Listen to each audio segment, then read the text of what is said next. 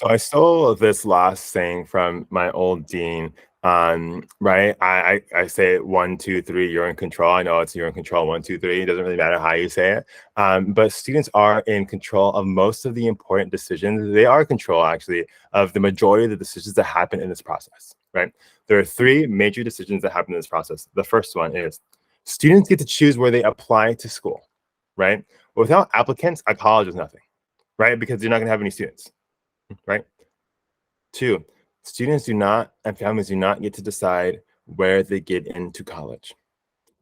Like, you don't, right? This is why you have a different tier of lists, like your reach schools, your safety schools, or likely schools, target schools, right? Like which schools, like you don't get to pick which schools. I mean, granted, you are in control of most of this, right? Like, why is that? Because you know what kind of student you are, right? You know, you have control for the most part of how hard you work in your classes, and that directly affects your grades. If you're doing hard work in class, you're going to get good grades, right? And that's going to lead to college acceptances, right? So you, even in this second one, you do have really great control. Like, if you study hard, you're going to get acceptances. Like, that's for a fact. If you work hard, you're going to be rewarded in this process. And this process isn't about rewarding people. It's about sending an offer of admission, to someone and inviting them to join a community.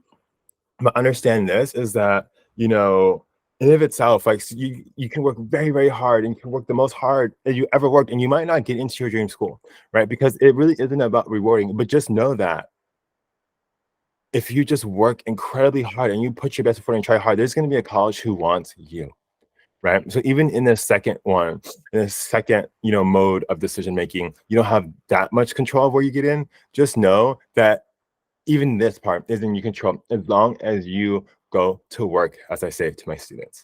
And then you have the third decision, which you decide where you go to college. You're gonna get a boatload of acceptance. It's gonna be so exciting. You're gonna open your admit, you're gonna cry. I remember when I was admitted to my first choice school in regular decision, ironically. I went to Amherst College, and that was my top choice. And I remember screaming in my bedroom. You're gonna get so many acceptances, and you only get to pick one, and that's tough, right? You only get to pick one school to go to.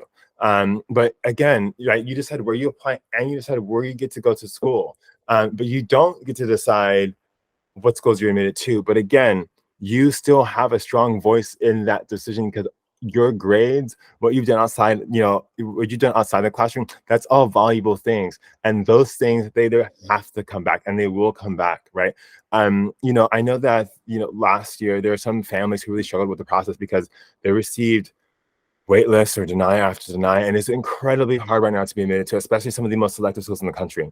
But I always tell them to remember this is an admissions process. You have to let the process play out, right? It's a process, and it's going to come through for you. So you have to remember that. You must be patient, you must be kind to yourself, and that is what's going to lead, I think, to some of the most incredible college memories and the most incredible admission decisions that you could have received, and they're going to be the best things for you. I promise you that. So keep that in mind. So again, 1, 2, 3, you're in control. Thank you so much, everyone. For context, I'm a big college hat guy. This is actually the college hat for my company, College. And so you'll find that, like, I'll be wearing lots of different types of hats. Just for some context, so why do I wear hats? Because I love the college hats. It's something I collect.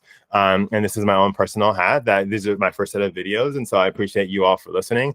Thank you so much. And hopefully you'll stay tuned for the next set of videos. Thank you so much, and have a great day, everyone. Bye.